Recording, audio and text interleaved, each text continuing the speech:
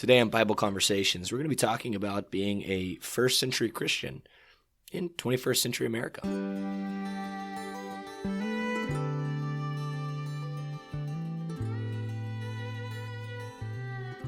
All right, well, welcome back. We actually have a special guest today. We do, yeah. Mr. Paul Cartwright, preacher over at Webb Chapel in Farmers Branch. I guess we're close enough to be neighbors. There's a couple of cities in between us and a big airport, but I did used to live about 3 minutes from there. Yeah, though, so just a hop and a skip and jump away. So, Paul, if you want to introduce yourself for our listeners.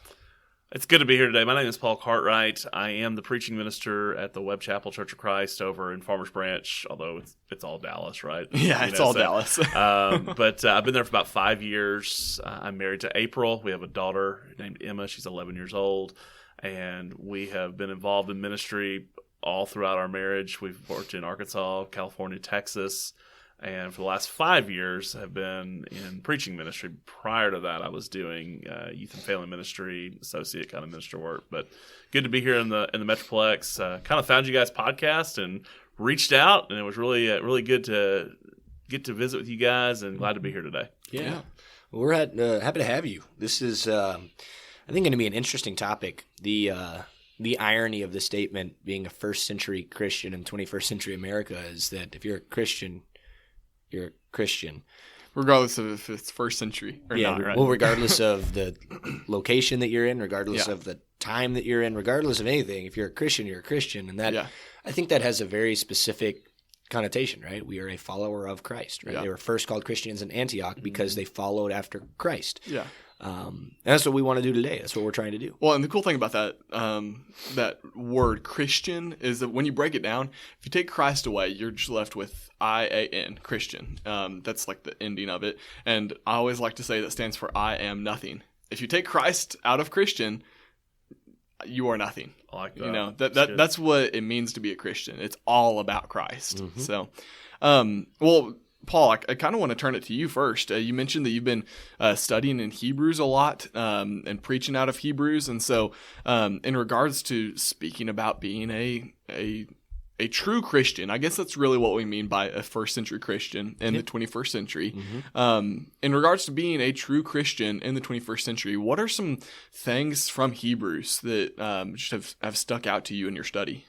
Hebrews is an amazing book because it is written to a group of people who are struggling with their relationship with Christ. They are struggling to find their identity in the new covenant. Mm-hmm. They were predominantly a formerly Jewish audience. They were people that had been raised. Hebrew audience. Hebrew audience, absolutely, yeah. Going to synagogue and reading from the scrolls and all these things. And really, he's writing to a group of people that are hurting in a big way. Because if you go back and look at some of the history, when someone converted, when they put on Christ, their families considered they were dead. I mean, they would walk on the other side of the street. And so there was this tendency to want to go back to what was familiar. They wanted to go back to a sacrificial system. They wanted to go back to the things that they knew from the time they were young. What they were comfortable with. Absolutely. Yeah. And the whole message of the book of Hebrews is that you have something better. You have this new covenant. You have Jesus who came, gave the sacrifice once for all, that there was no more need for the blood of bulls and goats,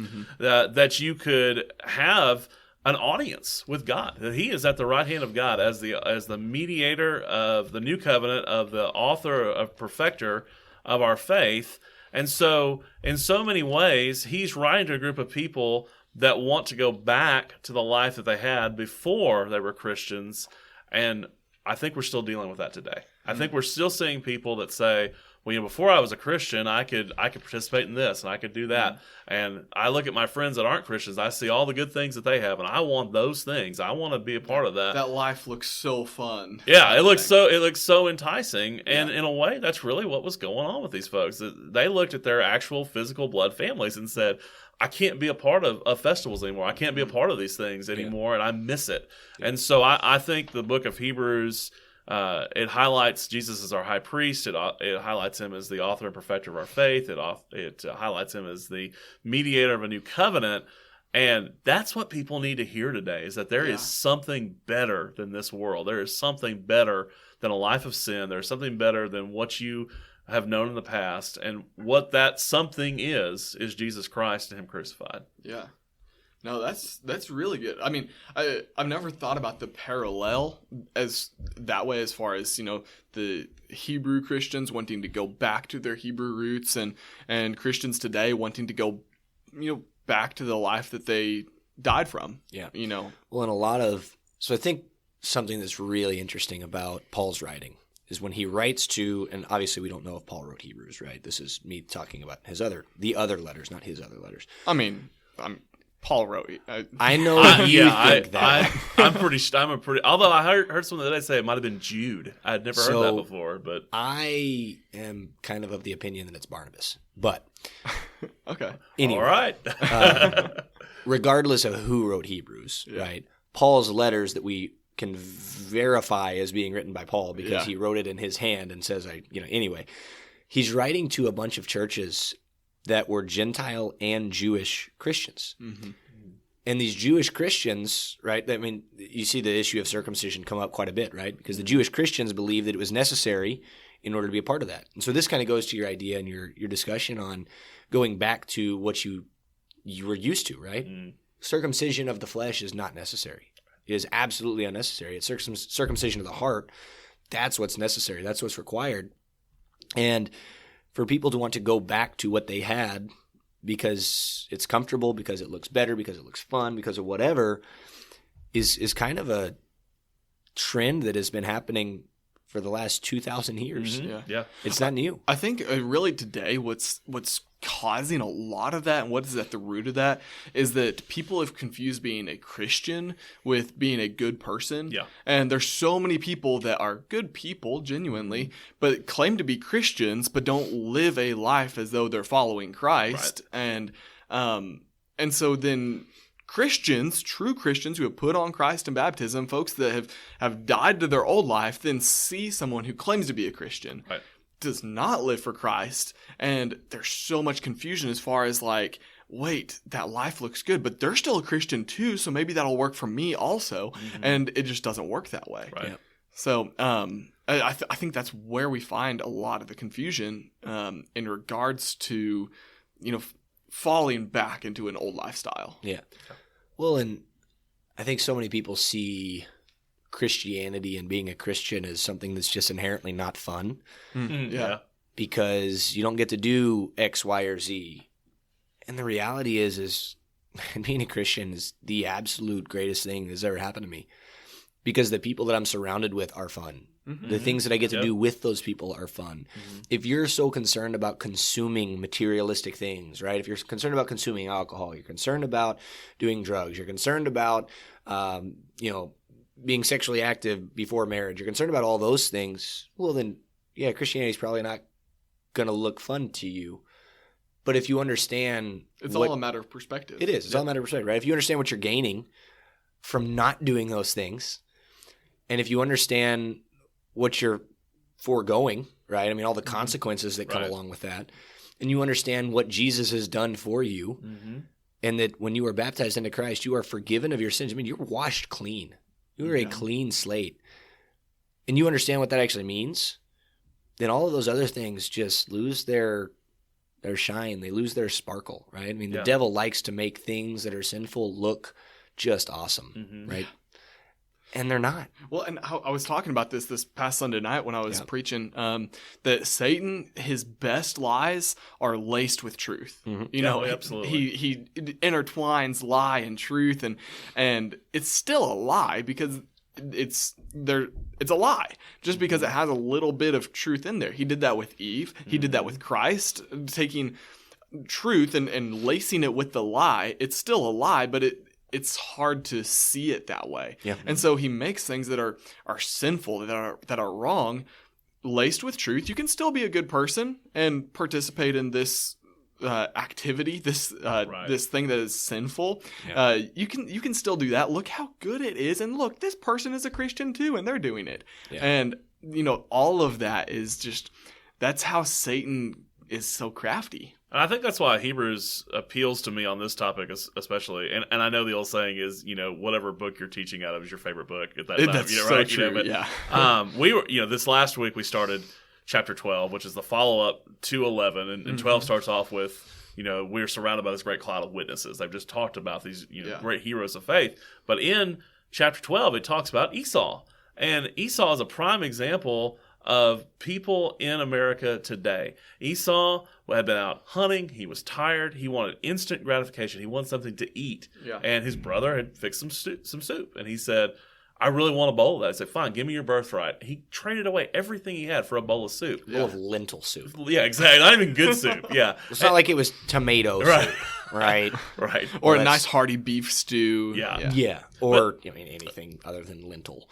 But the point I made Sunday at Web Chapel was, what are we trading our birthright for? Aren't we guilty of the same thing? Aren't we guilty of wanting that instant gratification so bad that we're willing to trade whatever it is to get that thing? And oftentimes what it is the relationship we have with God. It's to say, you know what, I'm going to put that away, or I'm going to put that aside for now so I can participate in this thing and get instant gratification. One of the things I harped on a little bit Sunday morning was social media.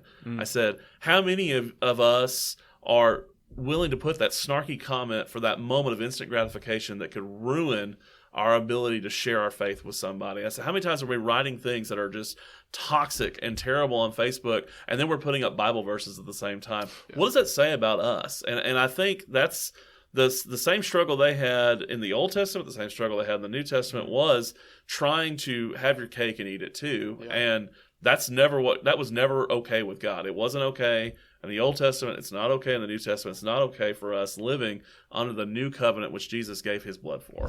Well, and speaking of social media and language, that's one of the biggest things that I see people struggle with is online or offline, either way. The way that people talk with one another is so unchristlike. Mm-hmm.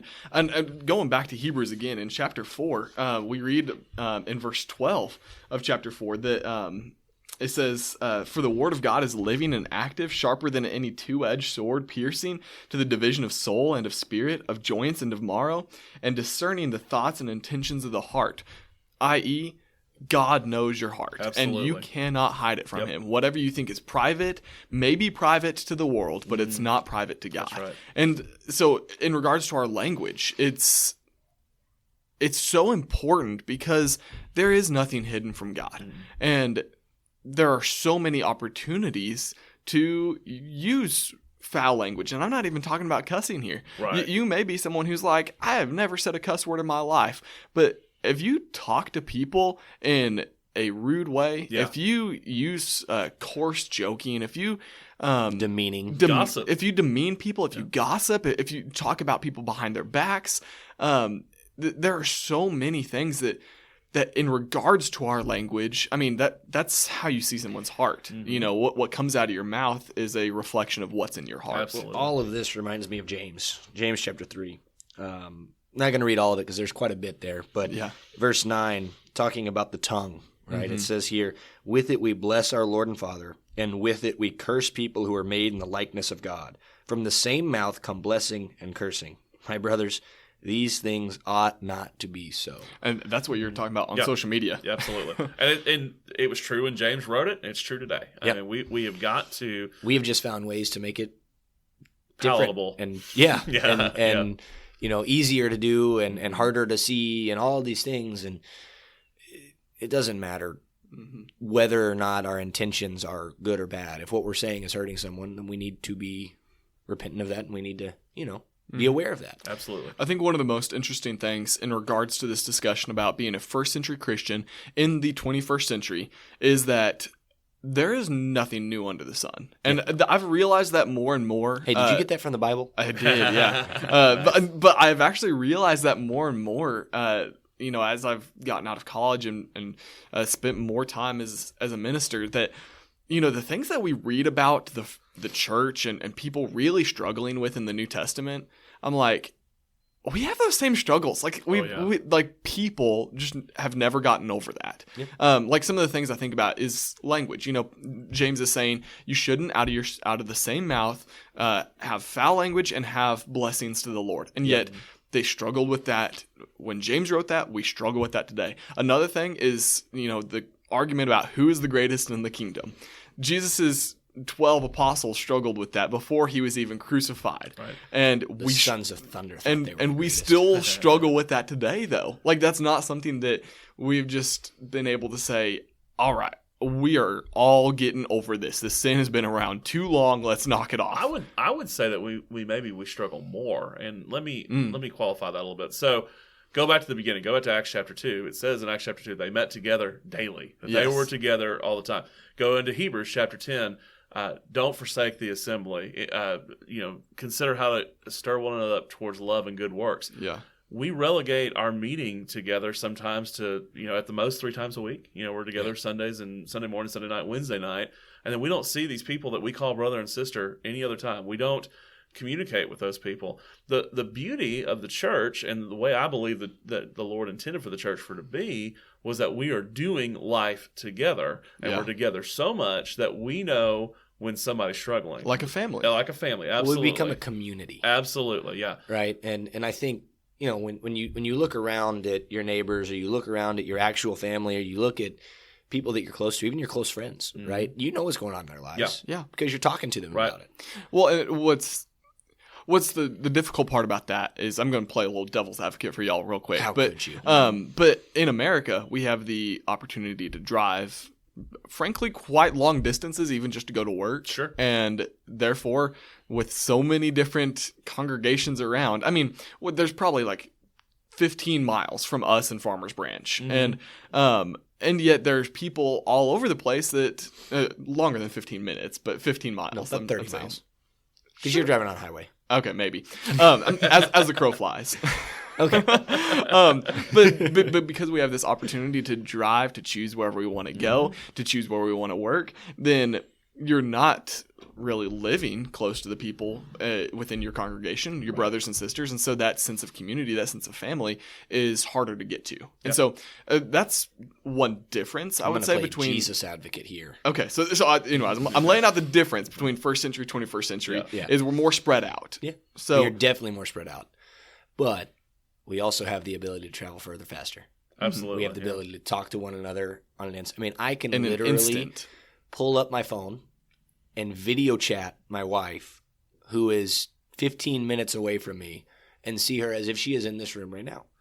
We have the ability to video chat with people who are across the world, overseas, oceans, different countries.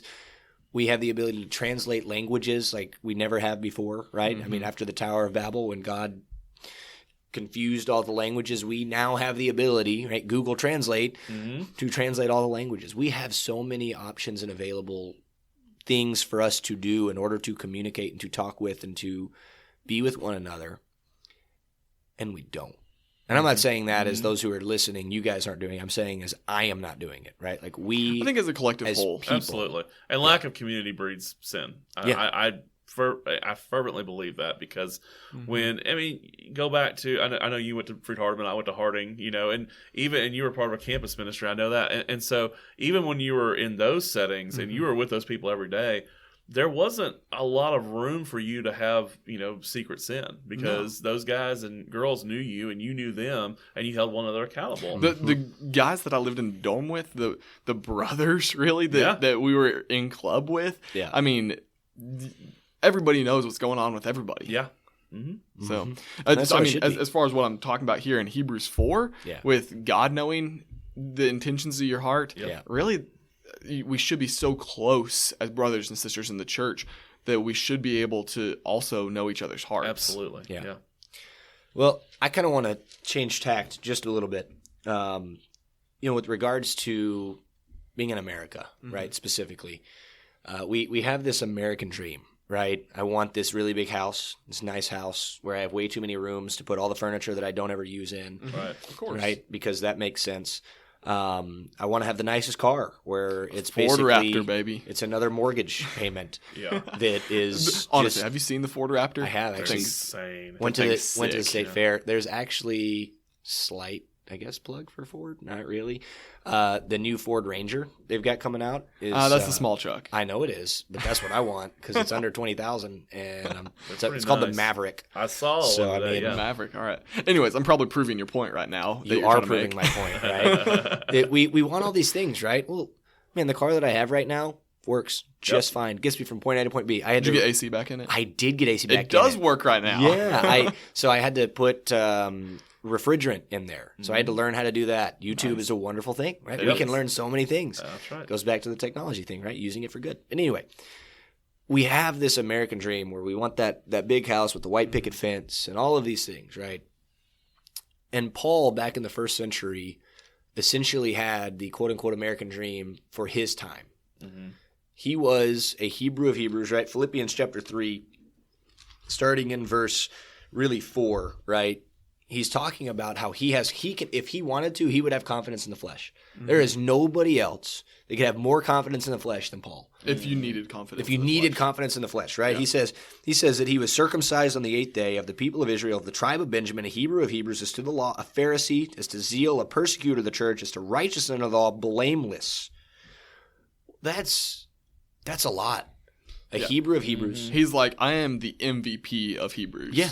Like I am the man, right? Like if you want something to attain to, you want to get to where I am. I mean, covered in the dust of Gamaliel. I mean, he trained at the feet of Gamaliel. He was the teacher par excellence for his time. You know? And so, he became the leader of the Pharisaic rule 40 years after Jesus died? Yeah. Like he was the leader of it. That's who Paul trained under. He was the creme de la creme, right? Mm-hmm. Yep. And so it's very important that we understand that. Right? Is that a fancy way of saying the cream of the crop? Yes. Okay. Yeah, I know you like your hamburgers, but sometimes I like steak. So Paul was Bill Gates at the time, right? With regards to that. He was Jeff Bezos. He was those guys. He's what everybody wants to have. Yeah. You're comparing American dream to Hebrew dream. Yes. Yeah. Right? Mm-hmm. And then he goes on and he says, but whatever gain I had, all this, whatever gain I had, I counted as loss for the sake of Christ. Indeed, I count everything as loss because of the surpassing worth of knowing Christ Jesus, my Lord. For his sake, I have suffered the loss of all things and count them as rubbish, in order that I may gain Christ and be found in him, not having a righteousness of my own that comes from the law, but that which comes through faith in Christ, the righteousness from God that depends on faith, that I may know him and the power of his resurrection, and may share his sufferings, becoming like him in his death. Paul has everything that he could ever want as a Hebrew, and he throws it all away. He counts it as rubbish, right? And at that point, that word is actually more of a... trash. But it's more than that. Like, it is a word that we wouldn't use. Yeah. We would consider that word almost vulgar in some senses. Like, it was a not good word back then. Yeah. And he throws it out there to let them know, listen, all of this that I've had, worthless, useless, not important to me at all. And so much so that all that stuff that I had, right, being on this pedestal, he says, I want to share in his sufferings. Well, what sufferings did Jesus have? I mean, geez Louise, he wants to share in that? He wants to share in crucifixion. He wants to share in torture. He wants to share in humiliation and mockery and all these. He does. Because he sees the reward. Because he sees the reward. Right. And that reward is the resurrection. Absolutely, yeah. And I think that's what we lose sight of. Yeah. We don't understand the gift that God has given us through Jesus Christ, because he has given us a great reward. Absolutely, yeah. And we want the car, and we want the house, and we want the newest video game, and we want the newest XYZ. We want all of that. And we count Christ as loss. Yeah. Because it's keeping me back from what I want to attain. Yeah, well, if we keep going like through the rest of chapter 3 and even into chapter 4, Paul makes this beautiful comparison of being content versus satisfied. And we've really flipped what we're supposed to be as Christians. Well, let's keep in mind, he's writing this while he's in prison. You know, exactly. I mean, he's under house arrest. The guy can't go to the bathroom by himself, essentially. Yeah, without a guard watching him. Well, in Roman prisons at this time, you weren't provided food. Like, we think of prison and jail as in, you get your 3 meals a day, or the American prison system, right? For some people, it's better for them to be in prison than it is to be homeless because they have food, they have shelter, they've got all these things. Roman prisons, if somebody didn't bring you food, you didn't eat. Yeah. Well, I believe he's not actually in prison. He's under house arrest here. So he's essentially living in his own place, but under guard. Well, even the nicest prison's still a prison, right? Yes, I mean, that's true. Kind of So he was unable to do the things he wanted to do. Exactly. Yeah. That's the main point. Yeah. But the comparison that he makes at the end of chapter 3, talking about that he is never satisfied in regards to his relationship with Christ. He will continue to strain towards the goal. He will continue to seek Christ, continue to live for him. Yeah. And then throughout chapter 4, he talks about all of the bad stuff that he's experienced. You know, the hunger and I'm just going to go ahead and read it, starting in verse 10. Verse 11. Not that I speak of being in need, for I've learned in whatever situation I am to be content. I know how to be brought low. I know how to abound. And in every circumstance, I've learned the secret of facing plenty and hunger, abundance and need. You know, he's saying, I've gone through it all the ups and downs, and I've learned the secret on how to be content with the physical things. It's Christ. And we've almost flipped that, where we've said, I'm satisfied with where I'm at with Christ, but I'm not content with things of this world. Yeah. And Paul's like, no, I'm satisfied with the world, but I'm not content with where I'm at in my relationship with Christ. Yeah. I've heard it said about Americans, I think you could broaden it and say American Christians, that we are the only nation in the world where we spend money we don't have to impress people we don't like. Yep. And there's a lot of truth to that. I mean, we want, and I unfortunately what we're seeing a lot of in churches now is what I call country club Christianity. You pay your dues, you do your little act of service, you get the check mark that, hey, I'm a part of a church, and then you go and live the rest of your life. You get dressed up one day a week so all of these friends can see you looking successful, and then you go on to live your own life. Right. I heard a story, you heard it too yesterday in our meeting, of a family who went to church. They got a little boy. Oh, yeah. And they're in the service, right? They're in worship, and they're listening, and they go through the service, and they get done, and they get in the car, and they start talking. The mom and dad start talking to one another. Man, that sermon was just not good. Not a good sermon. That song leading was just terrible. And that prayer, did you hear that prayer? It just wasn't that good. Prayer was so long. Oh, man. Yeah. And the little boy in the back seat goes, well, I thought it was pretty good for $1. I like it. We give, right? But we expect that giving to equal something, right? And we need to give because it's out of the abundance of our hearts and because we want to give. And we need and we shouldn't be going into worship either looking for what I can get out of it. Instead, it's what can I put into it. Exactly. And, I think we talked about this a couple weeks ago or maybe a month or two ago, right? I mean, we struggle with that, right? Like we go into a worship service and, we expect the preacher to say certain things about certain topics, and if they don't, and we're wondering why not. But the reality is, we need to be putting into Christ rather than trying to take out of Christ. Because what has Christ given us? Mm-hmm. He's already given us everything. We're going to try and take more. I mean, full disclosure, as a minister, I think we go into worship services with a whole different set of expectations that the regular members don't have. Sunday, I walked in, auditorium was dark, which is not unusual the time we got there. My daughter starts to walk down the aisle, and there's tape across the aisle. She says, why is there tape here? I said, let's turn the lights on. Something's happened to the carpet. And it turns out what had happened was one of our cleaning personnel spilled some bleach water, messed the carpet up. So they dyed the carpet. It looks fine. It's no big deal. Yeah. But instead of me focusing on, okay, I'm about to get to break the bread of life to people, that spot on that carpet drove me crazy. And I walked away from that. I said, what a stupid thing to worry about. Why do I worry about what people are going to think about that spot of carpet? And I say that because I think ministers struggle with that. And I think that we don't voice that enough. I think we need to voice that, hey, we struggle like you do, similarly as you do. Brother, you're preaching to us. So we didn't give you a tour of the building before we came up here to the studio. But back in February, when the snowstorm came through, we had a huge flood through this building. It's still not put back together yet. Our pipes yet. froze. Yeah. And then when they unfroze, they went boom. Yeah. And they blew up. Yeah. So we have no carpet in the auditorium, no carpet through the hallways. We have some carpet now in certain places. Like a couple of classrooms just had to be completely gutted and redone. And what you're saying is exactly the thoughts that were going through my mind earlier this year in regards to, like, this isn't the like, this place is not put together. Yeah. Like, how can we have people come in? This is so embarrassing when we have guests come in and our place is not put together. You know, it's kind of like when I was a kid growing up and my parents were like, you know, you need to clean your bedroom because we have company coming over. And I'm like, I'm sorry, I didn't know we're having dinner in my room. But like that's kind of the feeling that I have now is I'm like, this is the place I'm trying to, you know, when guests come in, visitors come in, I'm like, I feel like the host, you know, and trying to welcome them in.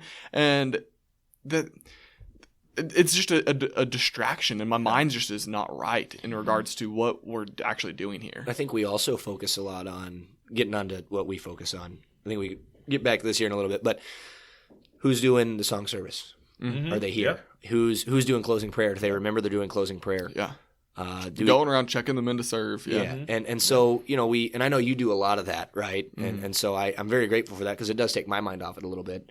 But, you know, as I'm sitting there, I'm still thinking about it. Yeah. You know, like, absolutely. Is the person leading prayer? Do I need to get up? Right. Every time there's about to be a closing prayer, I am standing up and I'm looking around, making sure someone is walking forward. So Chris normally sits in the front with the youth group, and I sit kind of in the back in our bleacher section that goes up in the very back.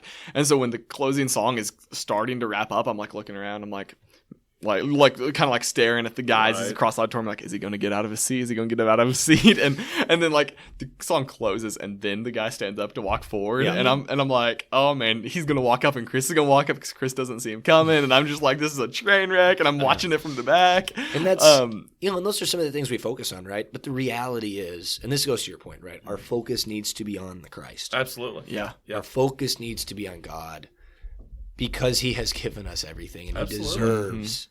All of us. He emptied Himself for us. I was at the Harding Lectures a couple weeks ago. I was listening to a panel discussion that Christian Chronicle put on, and one of the panelists says he's a part of a church plant, and he said, we rent space, and he says, we're never going to buy a building.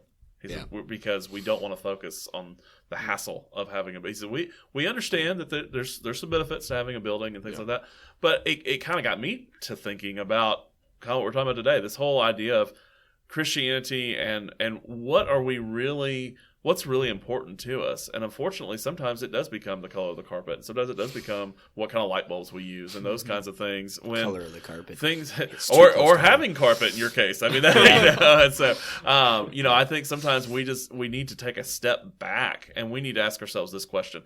If this building was to burn down tonight, would this community be any different? And I think that's something we need to think about. Yeah. Because if we're not making an impact with that building, we're not doing something right. Yeah. I think in regards to this entire discussion about being a first century Christian in the 21st century, being just a Christian in the 21st century, what you just said speaks to everything we've talked about. We need to take a step back. Right. Yeah. In regards to the way that we interact with one another, in regards to our priorities, in regards to our private versus public life, we just need to take a step back so we can look at our life and really put it into perspective. Am I living for Christ or am I living for myself? Yeah. And no matter what century you live in, that's the question. Absolutely. Am I living for Christ or am I living for myself? Absolutely. Yep. So, well, I'm good. Did you have anything else that you wanted to share? No, I think that's really summarized. Can I do a shameless plug for 100%. I was thinking about that earlier before we started. We need you to tell everyone what your podcast is. Maybe a shameful plug. Okay. All right. So about a year ago, we're actually coming up on our 1-year anniversary. Nice. Myself and a guy named Jordan Fontenot, who is the youth minister for the Woodland Oaks Church of Christ in the Woodlands, Texas, and Chris Dunning, who is the preaching minister for the Newberg Church of Christ in Newberg, Oregon. We have all crossed paths in the past. Chris and I did youth ministry together. Jordan was actually in the youth group in the church where I grew up. Oh, really? And he used to be a junior counselor for us, an intern, things like that. But we're all in ministry now. And I think like you guys during the pandemic, like we were really struggling. We wanted some content and some contact, and so we started doing a podcast. Our podcast is Ministry Mondays with an S. And not a Z, just an S. And we just talk about ministry stuff. Sometimes we will. It's really geared towards ministers, right? It started off being geared towards ministers and people working in ministry, but now we've actually broadened out a little bit where we'll every once in a while we'll take a text. Like we took 3 weeks and went through Jude. We just wanted to do something like that. That's awesome. We're all kind of nerds, and so we like doing stuff like that. But like this week, we recorded a podcast about communication and how, as a minister, how do you effectively and not just from pulpit, but like how do you communicate when you have some kind of a disaster in your congregation? We did a thing on crisis management not too long ago. So it's geared towards people that are in ministry, people that are full-time ministers, elders, things like that. But I think there's a little bit of something for everybody. Well, and the study that goes along with it's for everybody. Absolutely. Yeah, absolutely. And I think there's something you can find in our podcast that you would enjoy. So Ministry Mondays, we're on Apple Podcasts, we're on Google, Spotify, anywhere quality podcasts are hosted, you can find us there. That's awesome. Well, thank you for sharing that with us. And it's good to have you. We'll try to put a link for that in our description of this episode as well. Right. Thanks. Yeah. Well, we appreciate you being here, Paul. Good to be here, guys. Thanks for the invitation. Yeah, absolutely. It's been fun. It's been good. And I think the conversation has been helpful, at least for me it has. So. Absolutely, yeah. Well, that's all we've got. We love you guys. We appreciate all of you that are listening. And just if you can, listen a little bit longer, see how you can help us out. Thank you. Bye.